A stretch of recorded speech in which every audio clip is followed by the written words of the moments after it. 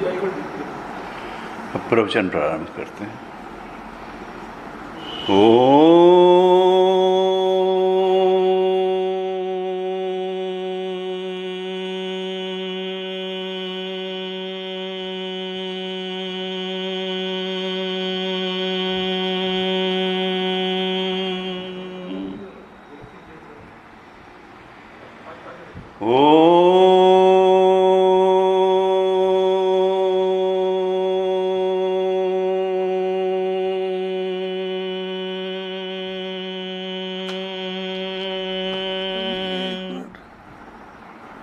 क्या हुआ? Join audio. हाँ अब एक मिनट देखो था। हाँ, वो कहाँ किया था? कल ये किया था, आज तो किया ही नहीं। हरिओम हरिओम हरिओम हरिओम हरिओम हरिओम।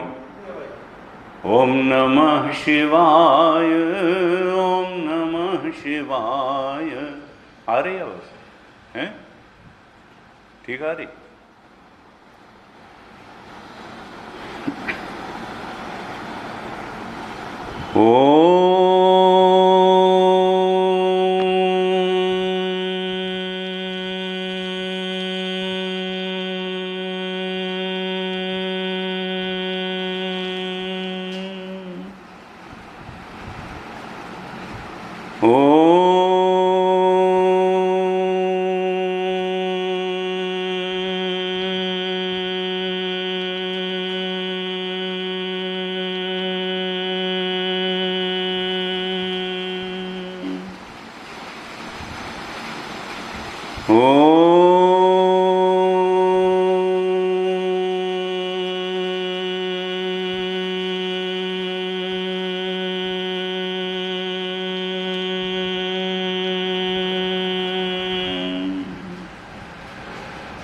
ओम सहना ववतु सहनौ भुनक्तु सह वीर्यं करवावहै तेजस्विनावधीतमस्तु मा विद्विषावहै। ओम शांति शांति शांति।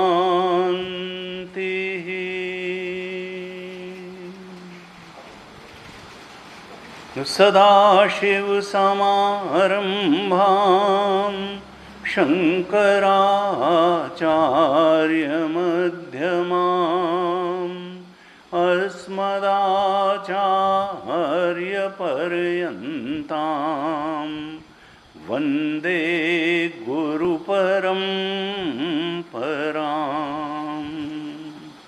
अज्ञानतिमिरान्धस्य ज्ञानाञ्जनशलाकया चक्षुरुन्मीलितं येन तस्मै श्रीगुरवे नमः। तस्मै श्रीगुरवे नमः। वसुदेवसुतं देवं कंसचाणूरमर्दनं देवकी परमानन्दं कृष्णं वन्दे जगद्गुरुं। कृष्णं वन्दे जगद्गुरुम्। ओम।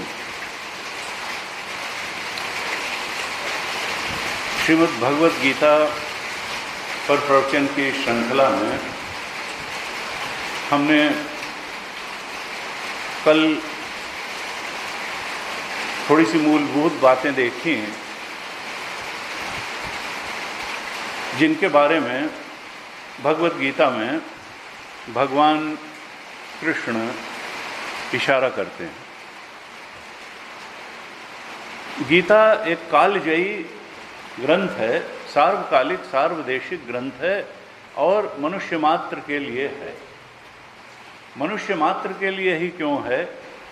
क्योंकि मनुष्य के अंदर ही फ्री विल है, संकल्प की स्वतंत्रता मनुष्य में ही है।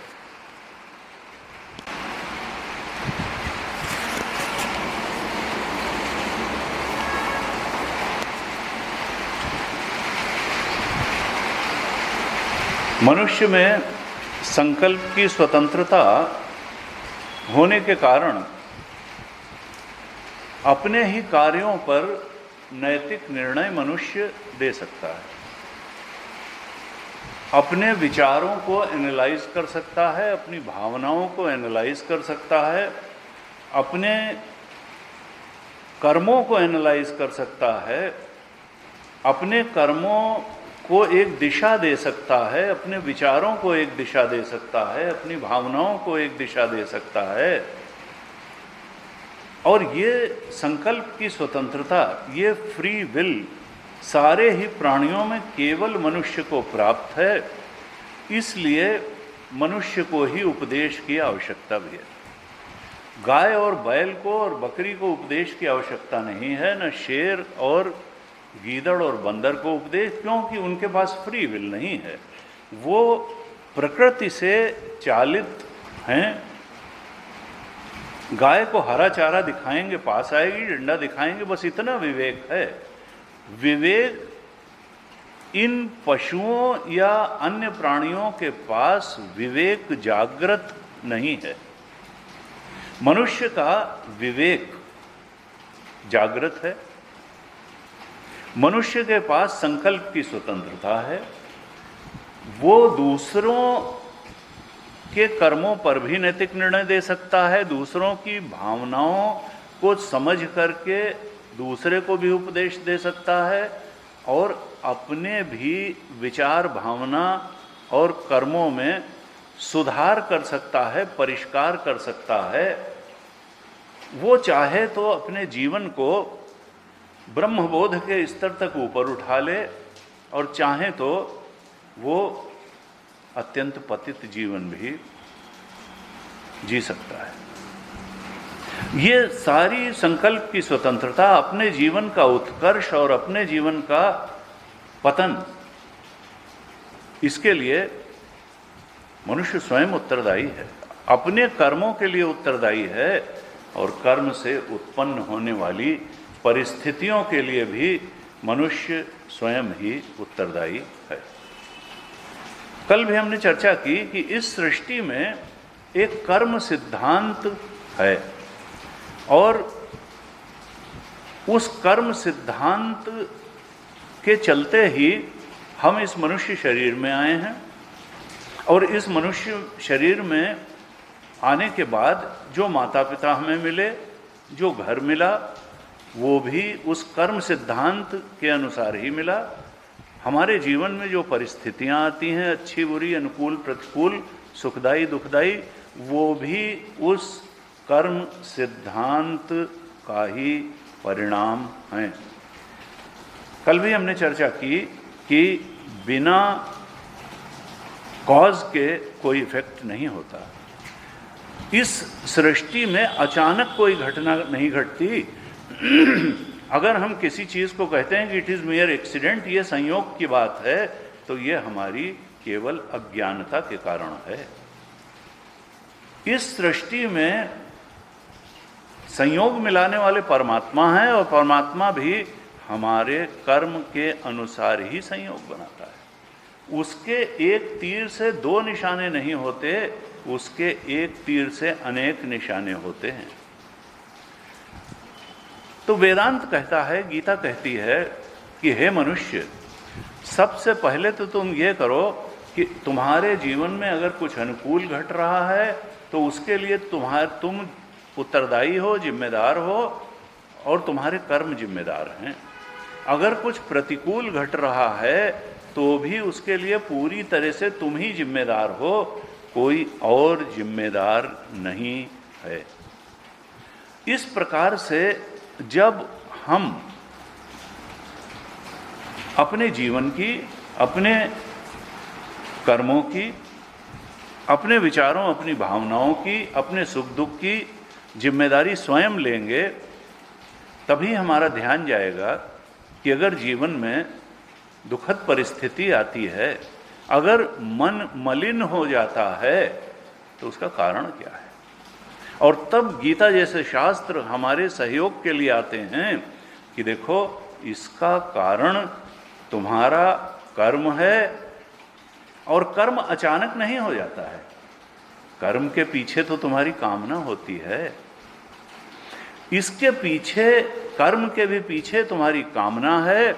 वो कामना ही अगर ठीक नहीं होगी तो कर्म कैसे ठीक हो जाएगा, और कर्म नहीं ठीक होगा तो परिस्थिति कैसे ठीक हो जाएगी, और परिस्थिति ठीक नहीं होगी तो सुख कैसे मिल जाएगा। अर्थात कर्म को ठीक करो, कर्म से भी बढ़ करके कोई ऐसी कामना न करो जो शास्त्र विरुद्ध हो। जो ऐसी कामना जो तुम्हें दुष्कर्म में उतार दे, उस कामना को परसू करना ठीक नहीं है, भले वो मन में आ भी जाए। क्योंकि कर्म क्रियात्मक होता है। कोई भी अच्छी बुरी बात मन में आ गई, जब तक हम कर्मेंद्रियों से उसको क्रियान्वित नहीं करेंगे, शरीर से क्रियान्वित नहीं करेंगे, तब तक वो हमें परिणाम देने में समर्थ नहीं होगी। तो गीता जी का अप्रोच क्या है, ये हमको बहुत अच्छी तरह से समझ लेना चाहिए कि भगवत गीता हमको क्या देना चाहती है, क्या सिखाना चाहती है, क्या बताना चाहती है कि हे साधक, हे मनुष्य, तुम अगर अपने जीवन से दुख की निवृत्ति चाहते हो तो तुमको क्या अप्रोच से जिंदगी जीनी चाहिए, अपनी समझ को कैसा बनाना चाहिए। अखंडा जी महाराज कहते थे कि जितने भी शास्त्र हैं, जितने भी उपदेश हैं, जितने भी संत हुए, वो उन्होंने केवल एक ही काम किया और एक ही काम उनका है और एक ही काम करते रहेंगे, वो है मनुष्य की समझ को सुधारने का काम। क्योंकि सारी समस्या हमारी समझ में ही बैठी हुई है, और अक्सर यह होता है कि हम नासमझी को ही समझदारी समझ लेते हैं। नासमझी को हटा करके उसकी जगह समझदारी आ जाए। गीता का भी यही प्रयास है, उपनिषदों का यही प्रयास है, सारे संतों का यही प्रयास रहा। और गीता जी ये कहती हैं कि समझ को सुधारने का काम वही करेगा जो कम से कम इतनी बात तो समझ ले कि हमारी समझ ठीक नहीं है, हम नासमझ हैं। इसको शास्त्रीय भाषा में कहा अज्ञान। हम अगर इस शरीर में आए हैं तो निश्चित रूप से हम अज्ञानी थे तभी आए। अगर ज्ञानी रहे होते तो मुक्त हो गए होते, फिर अगला शरीर धारण करने की कोई आवश्यकता नहीं थी। प्रकृति के विधान के अनुसार ज्ञानी को अगला शरीर नहीं प्राप्त होता है। पुनर्जन्म न विद्यते माम उपेत्य तु कौन्तेय पुनर्जन्म न विद्यते। भगवान कहते हैं कि जो मुझे प्राप्त कर लेता है, जो आत्मा के सच्चे स्वरूप को प्राप्त कर लेता है, जो आत्म बोध में, ब्रह्म ज्ञान में प्रतिष्ठित हो जाता है, उसका फिर पुनर्जन्म नहीं होता है। इसका मतलब क्या है कि अगर हमारा जन्म हुआ है तो हम पिछले जन्म में आत्मज्ञान को उपलब्ध नहीं हो पाए, ब्रह्म बोध को प्राप्त नहीं कर पाए, इसीलिए इस मनुष्य शरीर के कर्मानुसार सुख दुख झेलने के लिए हमको इस शरीर में आना पड़ा। और केनोपनिषद कहता है कि देखो साधक, इस शरीर में तुम आ गए तो अब की बार तो वो गलती न करो जो पिछले शरीरों में करते रहे। इह चेद वेदी दथ सत्यमस्ति न चेद इह अवेदी महति विनष्टि भूतेषु भूतेषु विचित्य धीरा प्रेत्यस्मान लोकात अमृता भवन्ति। कहा देखो, अब की बार ये जो मनुष्य जीवन मिला है, इसको तुम केवल परिवार, पैसा और पुत्रेषणा वित्तेषणा लोकेषणा। मनुष्य का जीवन की समझ क्या है? समझ का मतलब जीवन की समझ ही है। सोचता है परिवार हमारा ठीक हो जाए, बच्चे पढ़ लिख जाएं, सेटिल हो जाएं तो बहुत अच्छी बात हो गई, जीवन जो है इसीलिए तो मिला था। और पैसा हो जाए, हमारा काम वाम बढ़िया चलता रहे, ज़रूरत से थोड़ा ज़्यादा ही, काफ़ी ज़्यादा पैसा हो जाए, तो परिवार हो जाए, पैसा हो जाए, और तीसरी चीज़ पॉपुलैरिटी। भाई हो सके तो हमको बहुत सारे लोग जाने, यश की प्राप्ति हो जाए। इसी को कहते हैं शास्त्रीय भाषा में अभ्युदय, यानी हमारा संसार अच्छा बना रहे। शास्त्र का इससे विरोध नहीं है कि तुम्हारा परिवार ठीक ना रहे, तुम्हारा शरीर घर ठीक ना रहे, तुम्हारे पास पैसा ठीक ना रहे और तुम्हें यश की प्राप्ति न हो। लेकिन गीता जी ये कहती हैं कि यहीं तक सीमित मत रह जाओ, ये परम लक्ष्य नहीं, ये सबसे बड़ी बात नहीं है जो तुम इस मनुष्य जीवन में प्राप्त कर सकते हो। सबसे बड़ी बात आत्मबोध में प्रतिष्ठित होना है। ये पैसा, परिवार, पैसा और पॉपुलैरिटी, इन्हीं तक जीवन की समझ को सीमित कर लेने से तुम उस बात से, सबसे बड़ी बात को पाने से चूक जाओगे जो इस मनुष्य शरीर में ही पाई जा सकती है। और वो बात है आत्मा का ज्ञान, वो बात है अपने ब्रह्म स्वरूप का बोध। अब सवाल यह है कि इतने सारे संत इस धरती पर हुए, भगवान स्वयं अवतार लेकर के इतने बार आए, लेकिन फिर भी क्या बात रही कि समाज अभी भी गीता के रास्ते न चल करके उसी पुत्रेषणा वित्तेषणा लोकेषणा के ही रास्ते चलता रहता है। वो पैसा, परिवार और पॉपुलैरिटी को ही जीवन का उद्देश्य और केवल इन्हीं बातों को जीवन का उद्देश्य मानता है। आत्मज्ञान प्राप्त करने का एजेंडा उसको काल्पनिक बात लगती है। भगवान कहते हैं कि देखो, ये कोई ऑप्शनल नहीं है कि कोई इसको लक्ष्य बना लेगा और कोई लक्ष्य नहीं बनाएगा।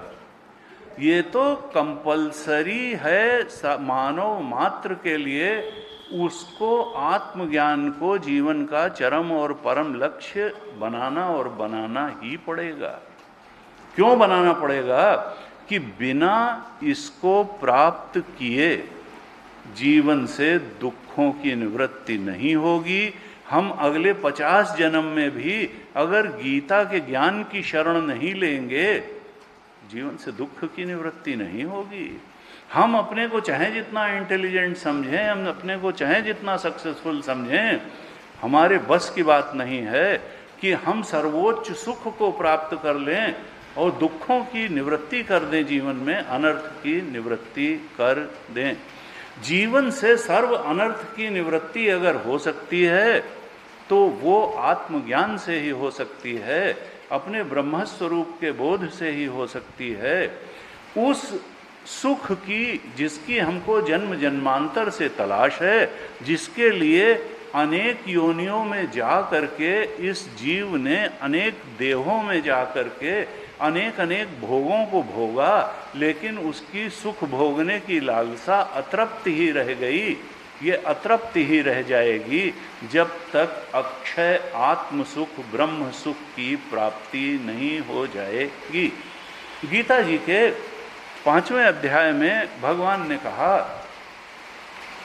कि तुम अपनी समझ को ठीक करो, तुम इस संसार के भोगों की जो सीमितता है उसको समझो और ब्रह्म सुख की अनंतता को भी समझो। जब तुम ठीक प्रकार से दोनों सुखों की तुलना करके, आकलन करके ब्रह्म सुख की महानता, अनंतता और शाश्वतता, इटर्नलनेस को समझ लोगे तो फिर तुम्हारी सुख की दौड़ ही समाप्त हो जाएगी। लेकिन इसके लिए तुमको थोड़ा कामनाओं पर नियंत्रण रखना होगा, कर्मों पर नियंत्रण रखना होगा और ज्ञान द्वारा अज्ञान का नाश करना होगा। भगवान ने गीता के 5वें अध्याय के 22वें 21वें श्लोक में कहा कि बाह्य स्पर्शेषु असक्तात्मा विन्दति आत्मनियत सुखम स ब्रह्म योग युक्तात्मा सुखम अक्षयम अश्नुते। जो बाह्य इंद्रिय और विषय के सन्निकर्ष से पाए जाने वाले इस संसार के भोगों की सीमितता को विचार पूर्वक समझ करके उधर से थोड़ा थोड़ा वैराग्य करता है और आत्मज्ञान से प्राप्त होने वाले आत्म सुख की तरफ धीरे धीरे बढ़ता है और एक दिन पूरी तरह से बढ़ जाता है, तो अक्षयम सुखम अश्नुते, वो तो अक्षय सुख की प्राप्ति कर लेता है। और अगर समझना क्या है तो कहा ये ही संस्पर्शया भोगा दुख योन एवते आद्यंतवंतः कौन्तेय न तेषु रमते बुधः। ये जो सांसारिक सुख हैं ये आदि और अंत वाले हैं, प्रारंभ होते नहीं कि समाप्त हो जाते हैं, क्षणिक हैं, टेम्परेरी हैं, ट्रांजिटरी हैं। जो इसके नेचर को समझ लेता है और ब्रह्म सुख के शाश्वत स्वरूप को समझ लेता है, और ज्ञान और आनंद अलग अलग चीज नहीं है। आत्मज्ञान को ही आत्म आनंद कहते हैं और आत्म सत्य को ही आत्मज्ञान भी कहते हैं, आत्मानंद ही। वो सच्चिदानंद है, वही सत्य है, वही चेतन है और वही आनंद है जो हमारा स्वरूप ही है। कस्तूरी कुंडल बसे मृग ढूंढे बन माही, ऐसे घट घट राम हैं दुनिया देखे नाही। कबीर ने तो बहुत ही सरल शब्दों में कह दिया कि देखो वो राम तो तुम्हारे दिल में बैठा है, चेतना बन करके बैठा है, वही सत्य है, वही ज्ञान स्वरूप है और वही आनंद स्वरूप है, फिर भी हम दुनिया में उसको ढूंढते रहते हैं। जब वहाँ है नहीं तो मिलेगा कहाँ? और जो अंदर है, रम रहिया मेरा साइया, रम रहिया भरपूर, मेरा वो जो साइया है, परमात्मा है, वो तो हमारे रोम रोम में रमा हुआ है, भरपूर रमा हुआ है, लेकिन हम बाहर खोज रहे। आत्म देश की खबर न जानी, मथुरा जाओ चाहे काशी। अरे अपनी आत्मा को पहचाना नहीं है। आत्मा तुम्हारा बन करके, तुम्हारे अंदर चेतना बन करके परमात्मा ही बैठा हुआ है, जो अनंत आनंद स्वरूप है और अनंत ज्ञान स्वरूप है और सत्स्वरूप है। अब हम इतनी बात गीता जी भगवान कृष्ण स्पष्ट रूप से कहते हैं, फिर भी हम उसको उतनी गहराई से क्यों नहीं समझ पाते हैं जितनी गहराई से समझने की आवश्यकता है।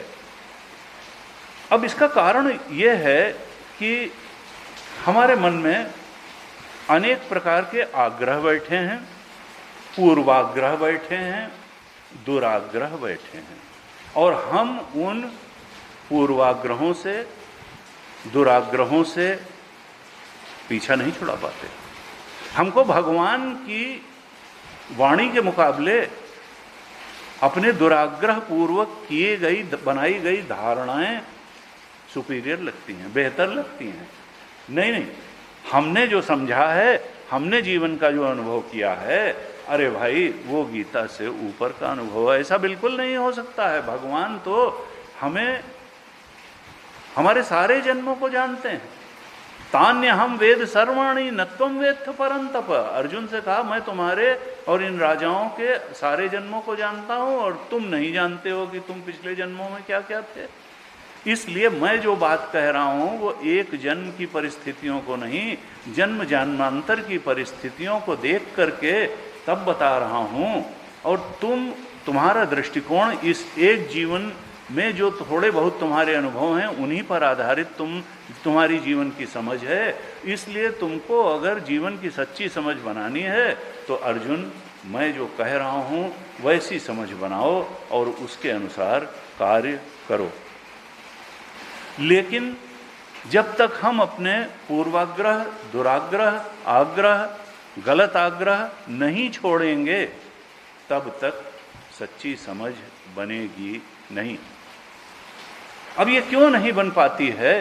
किस प्रकार के आग्रह, दुराग्रह व्यक्ति के मन में बैठे रहते हैं, जो गीता जैसे सरल और स्पष्ट ज्ञान से भी व्यक्ति स्वयं अपने कारण से अपने को वंचित कर लेता है।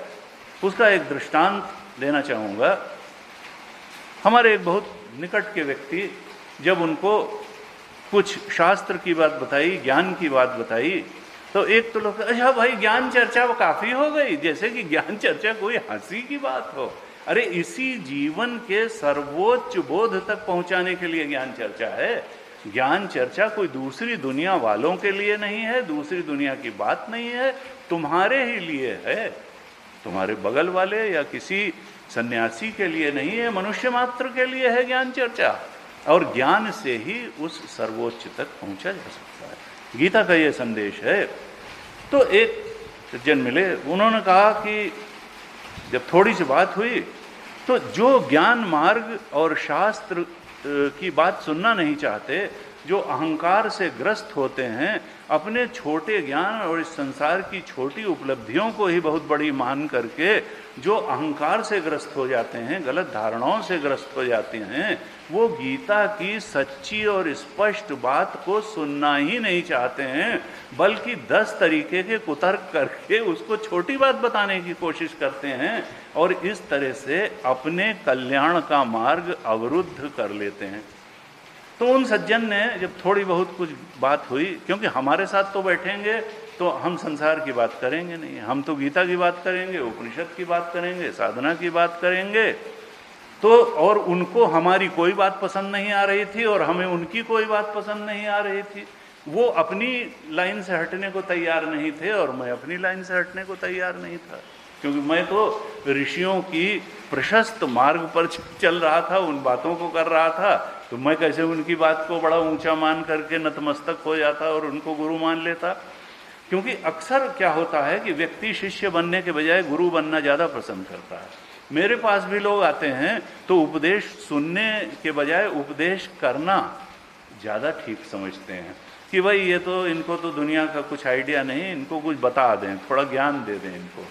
तो ये है कि एक सज्जन, उन्होंने थोड़ी देर तो सुना और उसके बाद में उन्होंने कहा कि देखिए एक चीज़ बताएं कि हमारा लड़का जो है ना, वो पर्ड्यू यूनिवर्सिटी से इंजीनियरिंग किया उसने, अमेरिका में शिकागो के पास पर्ड्यू यूनिवर्सिटी है, वहाँ से इंजीनियरिंग किया और समझिए कि वो तो भगवान को मानता ही नहीं है। हमने कहा कि हमारे पिताजी एक बात कहते थे कि मूर्खों की कहीं बाजारें नहीं लगा करती, वो अमेरिका से लेकर हिंदुस्तान तक सब जगह पाए जाते हैं। तो इसलिए अगर कोई भगवान को नहीं मानता है तो ये बड़ी कोई ऊंची और अनुकरणीय बात नहीं है। तो अब भगवान को ही जो नहीं मानता, वो भगवान की वाणी को क्यों मानेगा? वो कहेगा अरे किसी ने लिखी होगी गीता, अरे ऐसे ही लिख देते हैं लोग, किताबें लिख देते हैं, लेकिन हमारा तो संसार का अनुभव है ना, हम तो व्यावहारिक बात बता रहे हैं, तुम अज्ञान की बात बता रहे हो, क्योंकि अज्ञान न होता तो इस मनुष्य शरीर में नहीं आते।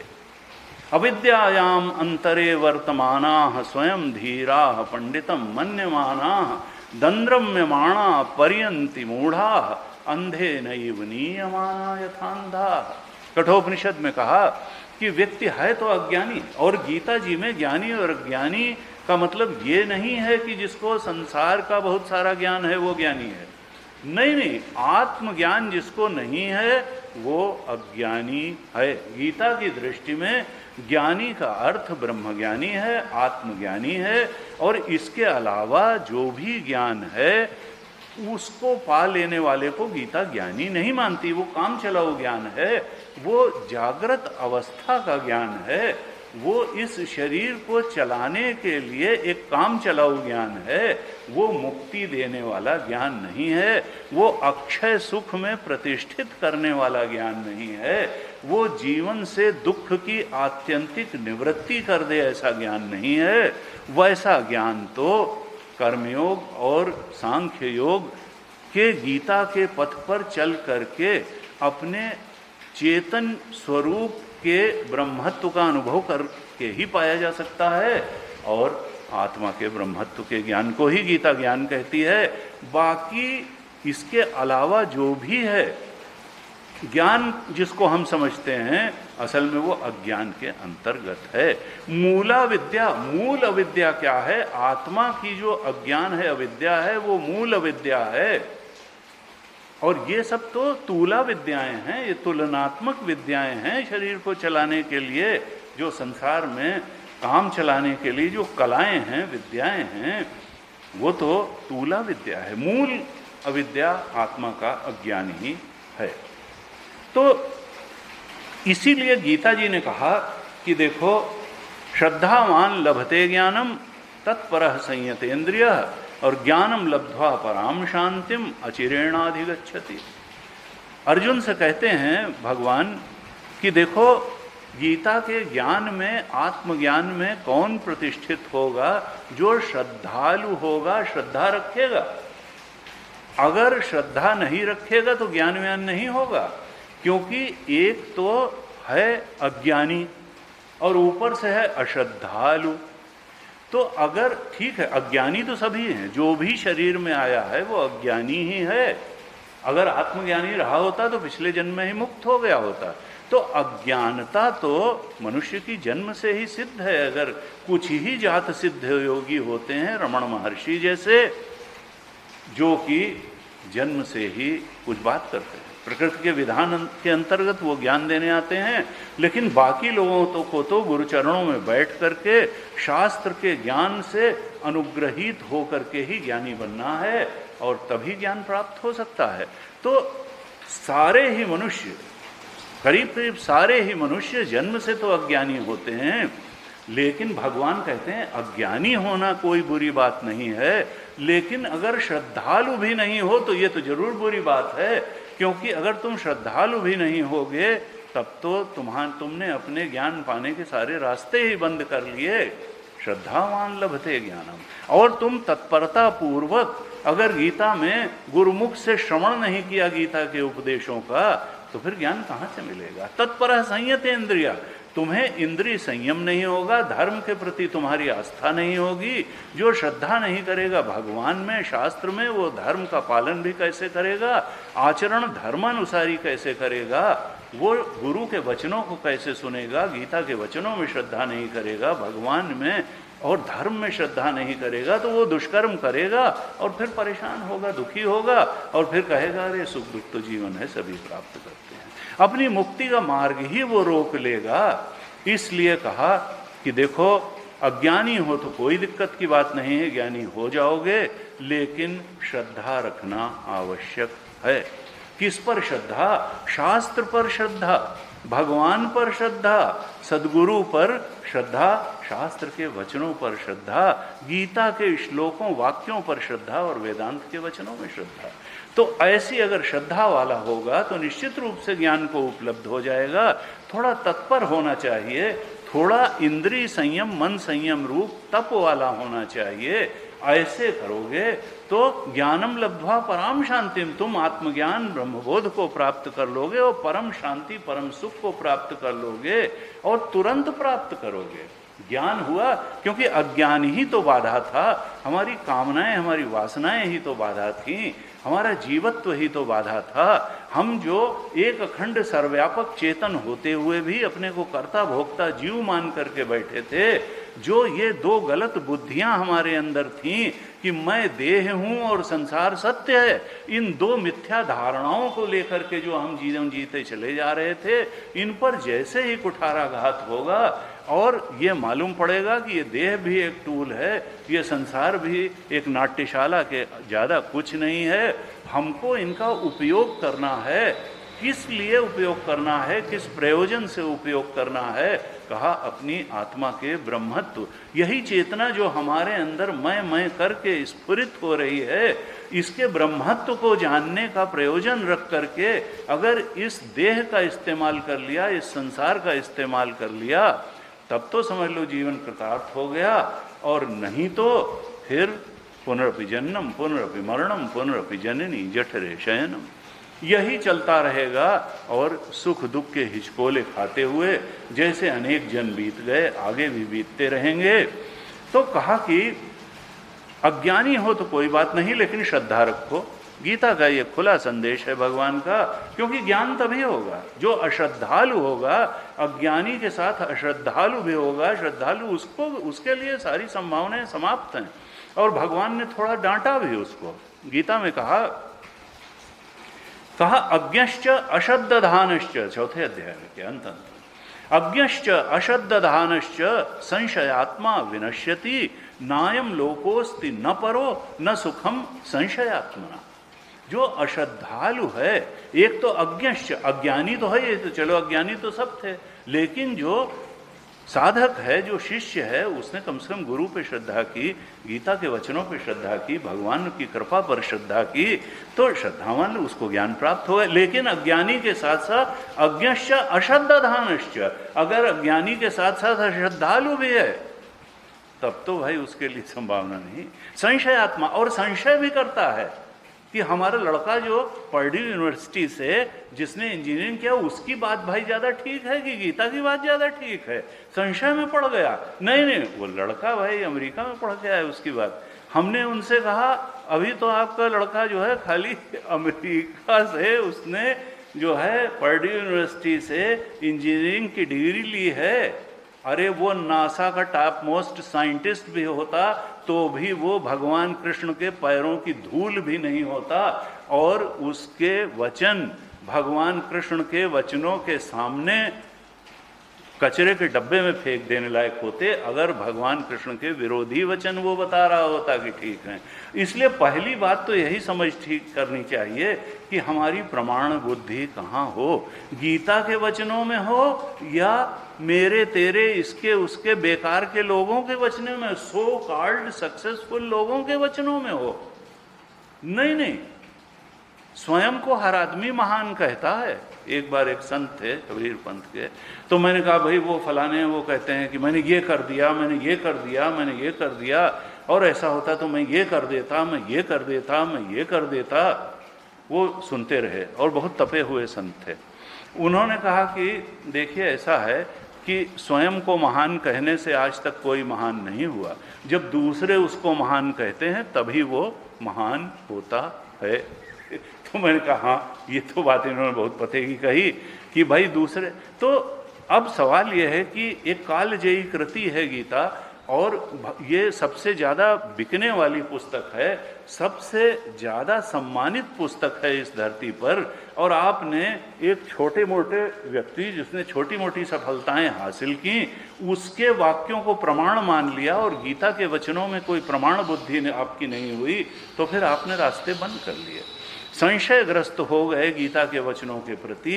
तो भगवान ने कहा अज्ञश्च अश्रद्धानश्च संशयात्मा विनश्यति नायम लोकोस्ति न परो न सुखम संशयात्मना। न तो इस जीवन में उसको सुख मिलेगा, न उसको स्वर्ग की प्राप्ति होगी, अगला जन्म भी कैसा होगा कुछ कह नहीं सकते। संशयात्मा तो अज्ञश्च अश्रद्ध, अगर अज्ञानी हो तो कोई बात नहीं, लेकिन अश्रद्धालु नहीं होना है और संशय नहीं करना है। भगवान का स्पष्ट उद्देश्य है कि संशय आत्मा विनश्यति, यानी पूरे उत्साह के साथ, पूरे समर्पण के साथ, और अपने अधिकारित्व के प्रति भी कोई संशय नहीं रखना है कि नहीं हम तो इसको नहीं पा सकते हैं। भाई जब इतने लोगों ने पाया तो आपके अंदर कौन सी कमी है? प्रकृति कोई आपके साथ भेदभाव नहीं करती।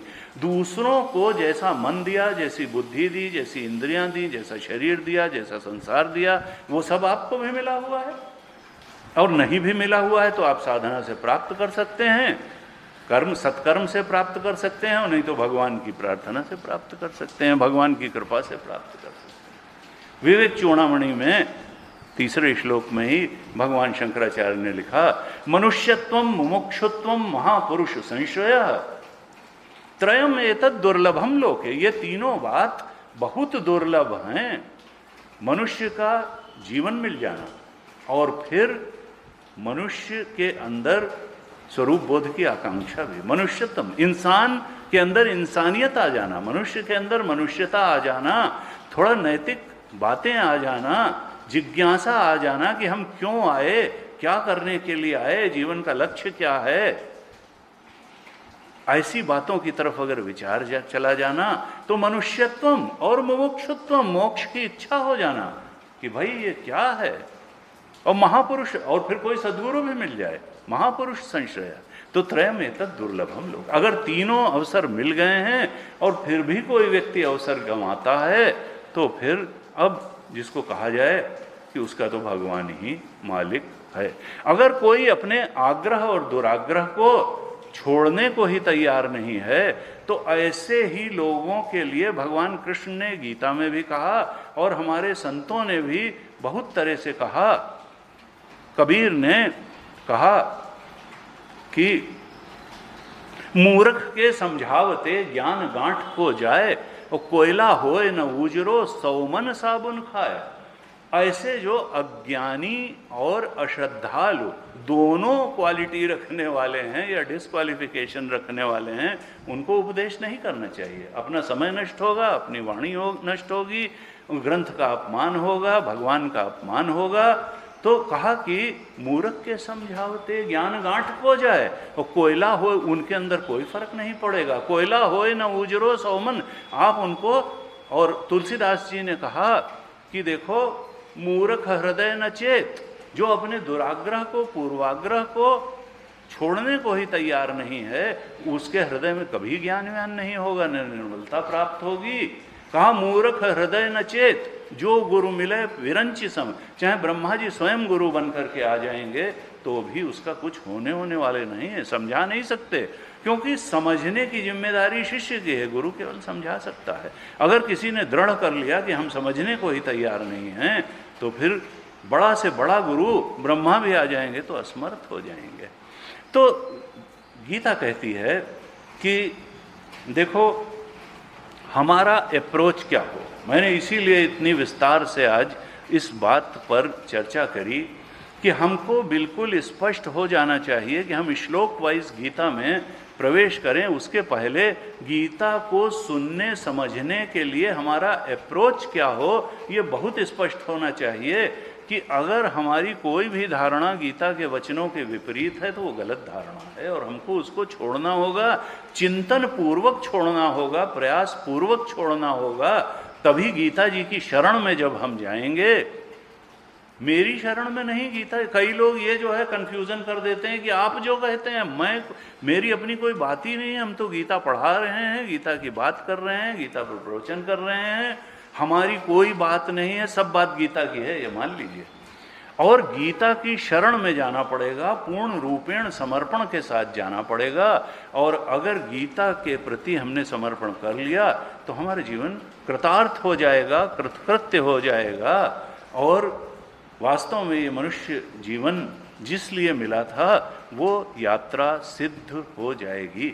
हमने कल कहा था कि गीता की यात्रा मोह से निर्मोह की यात्रा है, अर्थात अज्ञान से ज्ञान की यात्रा है, दुख से सुख की यात्रा है, क्षणिक सुखों से शाश्वत सुख तक पहुंचा देने की यात्रा है, ब्रह्म सुख तक पहुंचाने की यात्रा है, अनंत और अत्यंत सुख तक पहुंचा देने की यात्रा है। इससे बड़ी कोई यात्रा नहीं हो सकती। हमारी जीवन यात्रा को सिद्ध करने में गीता एक दस्तावेज है, एक प्रमाण है और हमारे पास सारी अनुकूलताएं हैं कि हम उस ज्ञान को धारण कर सकते हैं, उस रास्ते चल सकते हैं।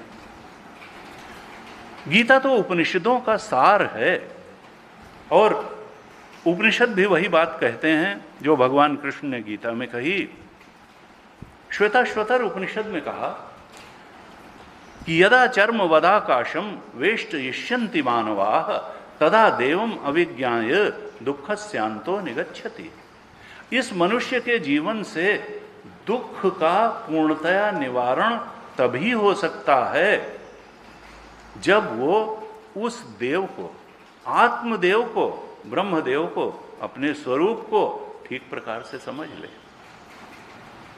यदा चर्म वदाकाशम, और कटाक्ष किया उपनिषद के ऋषि ने कि जब ऐसा होगा कि कोई इस आकाश को चमड़े की तरह अपने शरीर के चारों तरफ लपेट लेगा, तभी ऐसा संभव होगा कि बिना उस आत्मदेव को जाने मनुष्य के जीवन से दुखों का अंत हो जाएगा। यदा चर्म वदाकाशम वेष्टयिष्यन्ति मानवाः तदा देवम अविज्ञाय दुखांतम च निगच्छति। दुख का अंत यानी कभी ऐसा होगा नहीं कि मनुष्य आकाश को चमड़े की तरह लपेट ले।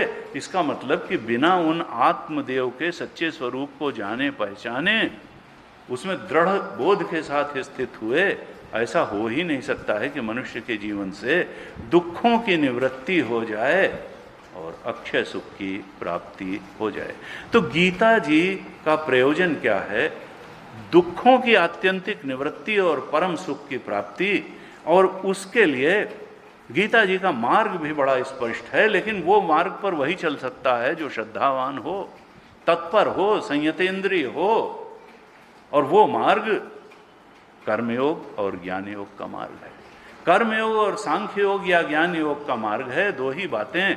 और ये बुद्धि है, क्योंकि अज्ञान बुद्धि में है तो इसका निवारण भी बुद्धि से ही होना है। और प्रवचन उपदेश से ही ज्ञान होगा, और कोई तरीका नहीं है। बाहर कुछ करके ज्ञान नहीं हो सकता है। ज्ञान जो है वो गुरु मुख से श्रवण करके ही ज्ञान, श्रवण का परिणाम है ज्ञान। मनन से संशय की निवृत्ति हो जाती है और निधिध्यासन से उस ज्ञान में दृढ़ता प्राप्त हो जाती है। हम अगर गीता शास्त्र का दत्त चित्त हो करके पूरी श्रद्धा से भर करके श्रवण मनन और निधिध्यासन करेंगे, उस नॉलेज पे ये मेडिटेट करेंगे, निश्चित रूप से हमको उस स्वरूप आत्मस्वरूप का बोध प्राप्त हो जाएगा। तो हमको इन बातों पर ध्यान रखना है और भगवान की कृपा होगी तो हम बहुत तेजी से आगे बढ़ेंगे। तो अब आज तक तो मैंने थोड़ा एक भूमिका के लिए कि गीता में प्रवेश करने के लिए किस प्रकार से हम आगे बढ़ें, इसके लिए कुछ बातें करी कल की कक्षा में भी और आज की कक्षा में भी। और हो सकता है हम थोड़ी बात अभी अगली कक्षा में भी करें। ये गीता जी की अगली कक्षा मंगलवार को सुबह 8:30 बजे होगी। उस दिन भी थोड़ा गीता जी के स्वरूप के बारे में हम विचार करके और गीता में प्रवेश करने के लिए अधिकारित्व तो क्या है, अप्रोच क्या होना चाहिए, गीता जी का अप्रोच क्या है और हमारा अप्रोच क्या होना चाहिए गीता जी के प्रति, इस पर शायद थोड़ी बात और करूँगा। और फिर अगले बुध से हम श्लोक वाइज गीता में प्रवेश करेंगे। अभी आज की कक्षा के बाद सैटरडे और संडे को फिर कक्षा होगी, लेकिन वो कक्षा श्रीमद् भागवत के ऊपर होगी और समय यही रहेगा, 15 मिनट बढ़ा देंगे, 8:30 से 9:30 बजे तक ये श्रीमद् भागवत पर कक्षा होगी। और आप जानते ही हैं सब लोग कि श्रीमद् भागवत जो है वो बड़ा प्रसिद्ध ग्रंथ भी है और समाज में काफ़ी प्रतिष्ठित है, पॉपुलर है, लेकिन वो उस ढंग से पॉपुलर है जैसा वो है नहीं। भागवत में को पारमहंस संहिता कहते हैं। ये इसमें बड़े से बड़े ज्ञानियों का टेस्ट हो जाए ऐसी ज्ञान की बातें हैं। इसमें भक्ति की बात है, इसमें ज्ञान की बात है, इसमें वैराग्य की बात है, इसमें सर्वोच्च ज्ञान का प्रतिपादन किया गया है। लेकिन जने क्यों ये धारणा बैठ गई, शायद उस पर कथाकारों का भी कुछ योगदान हो, कि गीता जैसे वो राजा रानी के किस्से हैं, ये भागवत जी में सर्वोच्च ज्ञान का प्रतिपादन है। और हम उसी दृष्टि से भागवत का अवलोकन भी करेंगे और जो भी भागवत के बारे में बताएंगे वो भागवत जो पारमहंस संहिता कही जाती है, बड़े से बड़े विद्वानों का भी टेस्ट हो जाए उस दृष्टिकोण से, जो भागवत जी में ज्ञान दिया गया है जीवन में अपनी चेतना के सर्वोच्च उत्कर्ष के लिए, उस ज्ञान की चर्चा करेंगे, भक्ति की चर्चा करेंगे, उस साधना पथ की चर्चा करेंगे जो भागवत जी में बताया गया है। और वो बड़ा ही अनूठा है और बड़ा ही हृदय स्पर्शी भी है और हृदयग्राही भी है। ऐसा वो जो है ग्रंथ, उस पर हम चर्चा करेंगे। और आप सबसे फिर अनुरोध है कि आज तो समय पूरा ही हो गया है, तो शनिवार को हम 8:30 बजे सुबह भागवत जी का ग्रंथ, देखिए हमारे यहाँ चिन्मय मिशन में परंपरा है कि ग्रंथ के साथ ही हम लोग कक्षा कहते हैं और अध्ययन करते हैं। इसलिए सबसे अनुरोध है कि जो बैठते हैं ग्रंथ ले करके बैठें, क्योंकि जब हम अभी श्लोक वाइज थोड़ा गीता जी भी पढ़ाएंगे तो उससे अनुकूल होगा। बीच बीच में जो हम श्लोकों का रेफरेंस देते हैं वो अगर नोट करके आप बाद में स्वयं पढ़ेंगे तो थोड़ा प्रकाश और मिलेगा और आसानी होगी आगे के प्रवचनों को समझने में भी। तो ये अगली कक्षा हमारी श्रीमद् भागवत की होगी सैटरडे को और संडे दोनों दिन। सैटरडे को मिलेंगे और समय यही होगा सुबह 8:30 बजे। आ जाएंगे। ओम पूर्णमदः पूर्णमिदं पूर्णात् पूर्णमुदच्यते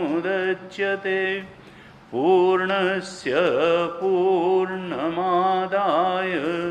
पूर्णमेवावशिष्यते। ओम शांति शांति शांति। हरिः ओम। श्री गुरुभ्यो नमः। हरिः ओम।